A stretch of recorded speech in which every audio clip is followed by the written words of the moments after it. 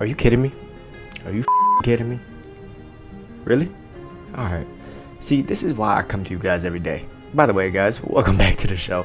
Welcome back to Nwadei MMA, the daily series where I give you my thoughts, but more importantly, ask for you guys, because like today, the MMA community moves extremely fast. I mean, we have Jon Jones and Francis Ngannou facing off. Of course, they're in two different organizations, and we're going to talk more about that. But all these fight announcements, Cory Sandhagen versus Umar. Oh my God. Oh, look. Yeah, like I said, we have a good chunk to get into today. Lots of fights being announced. We're gonna go through our fight announcements. We're gonna react to Jon Jones and Francis Ngannou facing off and what our thoughts are, because it's a little weird them being in PFL and UFC. You know, they're a little separated. They could have done this a little earlier. There's a lot of thoughts I have about that. But if you guys are still tuning into the video, go ahead and smash that like button and don't be afraid to subscribe. You know, we welcome new guests here on Nwadei MMA, so you're more than welcome to subscribe. And if you do choose to do so, go ahead and hit that bell icon, because we upload throughout all times of the day. So with that being said, let's go ahead and get right into the video. All right.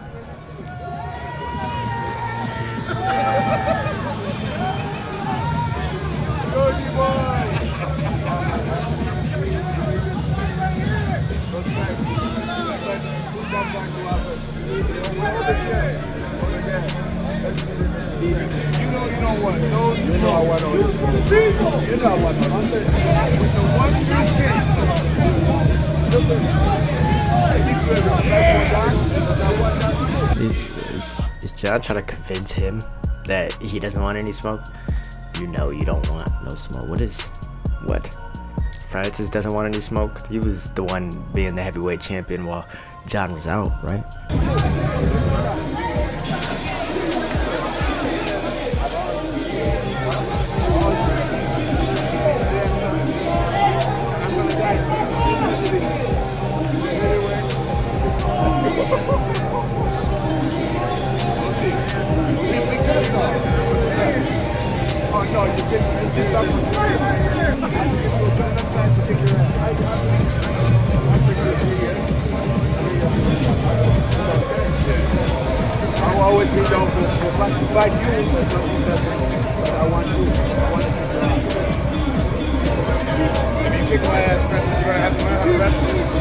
I'm working on this. This is hard. I'm gonna learn how to do jiu-jitsu.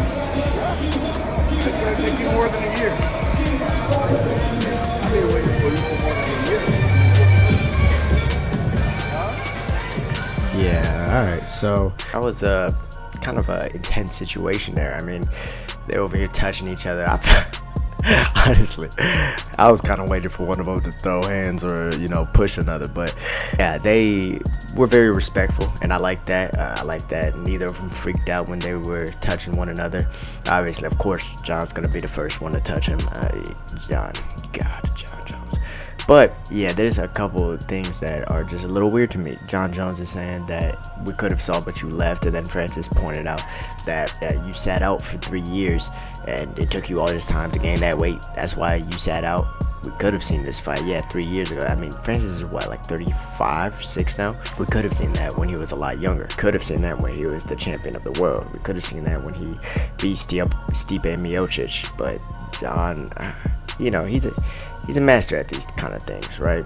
He's gonna wait out. It could have been the UFC icing him. You know, we don't know the contract negotiations, situations, and stuff like that. But you know, he's trying to fight one-eyed Stipe right now. There's a little. I'm starting to lose a little bit of respect for Jon Jones' matchmaking skills. But to each their own. If I was on top like that, you know, I'd probably be doing the same thing, maybe. But moving forward, I don't think that fight's gonna happen anytime soon. PFL is the PFL. UFC is never going to give the PFL time of day to expose themselves to the UFC fans. Because what if Francis beats Jon? Then it's, okay, I have a champion that has beat Jon Jones, the greatest of all time, you know? So I don't think that that's happening anytime soon. Francis is going to have to get done with these 2 boxing matches and like 3 MMA fights that he has to do with the PFL. And then we have to see if he's still on top afterwards. And if he is, if Jon Jones is still in the game, then maybe we'll see it then. But what do you guys think about that? What are y'all thoughts on it? I know, a bit weird, but that shit was intense, man. That's 2 big, huge, yeah, bodies who were touching each other. Pause. On the other side of things, Cory Sandhagen versus Umar Nurmagomedov. Now, we're going to talk about a couple more matchups here. We're going to talk about the fan-friendly fight with Max Holloway versus Korean Zombie, and the heavyweight matchup between Cyril Gane and Sergey Spivak. But I want to discuss a little bit in detail this whole Cory Sandhagen and Umar Nurmagomedov thing. So Cory beats Marlon Vera, right? Beat Chito Vera very decisively, unanimous decision. One judge almost robbed him. He beats Chito Vera, who was on this hot streak. Next fighter was supposed to get a title shot, right? I mean, this was Cory Sandhagen versus Chito Vera. Cory Sandhagen is coming off a win against Sangdhagen. This was supposed to be a #1 contender fight, right? Okay, he beats Chito Vera. He calls out Marab, the next hardest fight other than calling out Sterling. But that was just because Sterling already had a matchup with Cejudo. Now, personally, I think Cory Sandhagen could be champion right now. I think in a rematch, he beats Aljamain Sterling, potentially. I think he smokes Henry Cejudo. I just think he's way better. I think Henry's actually kind of terrified of him. And I think that this should be a #1 contender fight. Umar Nurmagomedov is one of the best bantamweights. That's why people are avoiding him. He does not have the ranking behind him to where these top 5 guys are going to want to fight him. You know, risk-reward factor, right? He's a hard fight, but he's also untested with this top-level talent. Like the guys we're talking about, the Cory Sandhagens, the Chito Veras, the Jose Aldos, the Peter Yans of the MMA world, right? Though he's a little bit like Sean O'Malley. I think Sean was actually a little bit more seasoned, and more people wanted to fight him just because of the clout they would get. But Umar is kind of in that predicament to where, you know, he can't really break into that barrier. And then Cory Sandhagen accepts the fight. Now, is this a #1 contender fight? This should be, right? I mean, I'm not tripping and saying that Dana would be tripping if it is not a #1 contender fight, right? If Cory Sandhagen beats Umar Nurmagomedov, the one everyone's avoiding, he gets a title shot, right? I mean, because that would be pretty ridiculous if I do say so myself, if he doesn't. Now, how does this fight play out? I think that Cory Sandhagen is a better striker than him. I think that they're close, though. I think that the striking is actually pretty close on the feet. I think Umar is very meticulous about the way he goes about his striking, and how it leads into his grappling. I think that the Dagestani kind of style of wrestling, though, and style of ground control is less effective at these lower weights. Y'all could, I don't know if y'all have heard this before, but, and this is the first place you're hearing it, then please go ahead and subscribe, because we do our research and we understand the trends of MMA. Now, this Dagestani style of wrestling, this control, beat you up until you move into an even worse position, control again, beat you up until you submit, like a Khabib style kind of grappling, you know, it works 55 and up. It's a lot harder for that style to work on a smaller guy, because smaller guys are usually a little bit more technical in the ground game, right? It's just natural. They're naturally going up against bigger people, right? So when you get someone really technical like a Charles Oliveira, he can't be held down by a guy like Islam Makhachev. And before y'all say he dominated him on the ground, he was rocked. He jumped on the arm triangle. Come on. Alright, hopefully we've settled that. A guy like Volk, who was super technical on the ground, who really only got his back taken because he was crawling to the fence, talking to people outside of the cage, and like someone technical like that, you're not gonna be able to finish them on the ground. And that's how it kind of gets in these lower weight classes, just because of the skill difference. However, talking about this, but Cory Sandhagen, he also has not only a really good ground game, but he goes for leg locks. If you're staying in his guard, he's attacking triangles, arm bars, and elbows. He's very active off his back. So I don't think that that's going to be his method of victory. I think it's going to take place on the feet, and I think Cory Sandhagen is better on the feet. However, can Umar mix it up enough to where Cory Sandhagen gets tired? That's going to be the tell, but Sandhagen is tested in that department and Umar is not.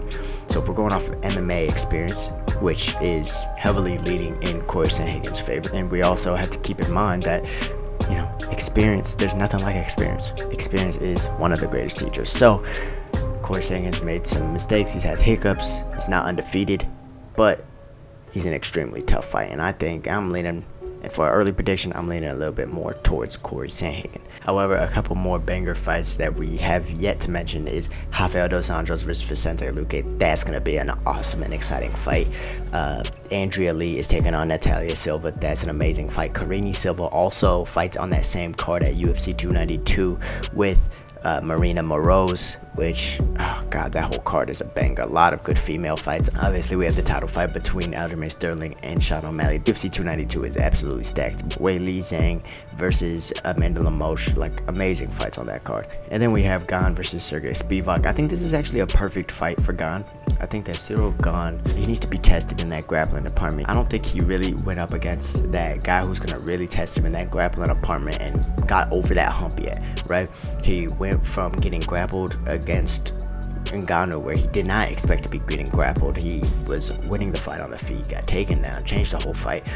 He went from that kind of experience to fighting a guy like Jon Jones, who's elite on the ground, right, and elite in that wrestling department, right? So he never really got that. On his way up, he never really had to face anyone to give him that kind of experience. And I think that this Sergey Spivak fight, not only is it smart for the UFC, but it's also smart for Cyril Gane to be taking a fight like this so that he can get that experience. I think he could beat, it's a very likely possibility that he beats Sergey Spivak. I think he'll have a chance to play with his wrestling defense and his new additions to his game, especially in the grappling department. It'll give him that extra hump of confidence knowing that he can defend against a good guy in Sergey Spivak.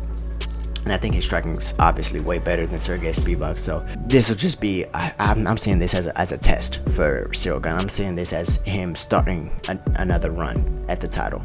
That's how I'm seeing this. If they give him a title shot right after this, because the UFC is not going to give him a title shot right after this, he's going to have to sink his teeth in and do a little bit more grinding before he gets another title shot. So why not a fight like Sergey Spivak? I think that's perfect. And then Max Holloway versus the Korean Zombie. What a fight. Amazing fight. I think Max wins that. Unfortunately, I think Korean Zombie's past his prime. I think Max is still in his prime. I think that Max is, like, it's going to be a fun fight because they're both going to be swinging, but Max, he doesn't get hit as much as people make it out to seem. You know, he's rolling with a lot of these punches. He's not, like, just withstanding these massive blows and just not dropping. Like, yeah, that's happened its fair share of times, but I don't think his chin is deteriorating. He still has an amazing chin, and I think that if it needs to have some reliance on it in this fight, which it probably will, I think it's gonna hold up, and I think that the Korean Zombie is on the different end of the spectrum in that department, right? So I'm taking Max Holloway in that one. But guys, thank you for stopping by my video today. What do you guys think of that Francis Ngannou Jon Jones matchup and all the matchups I just talked about? Early predictions, am I right? Do you think I'm right, or do you think I'm just bullshitting and I'm wrong and whatever? Personally, I think that Jon Jones and Francis Ngannou, that they're kind of doing this to hype something up and get Dana on their side, but who knows if it's ever gonna happen, man. Let me know what y'all think is gonna happen in the comments down below. Thank you guys for stopping by Nwadei MMA, the daily series to learn the way. That was bars. But guys, stay safe, stay blessed. I'm out. Peace.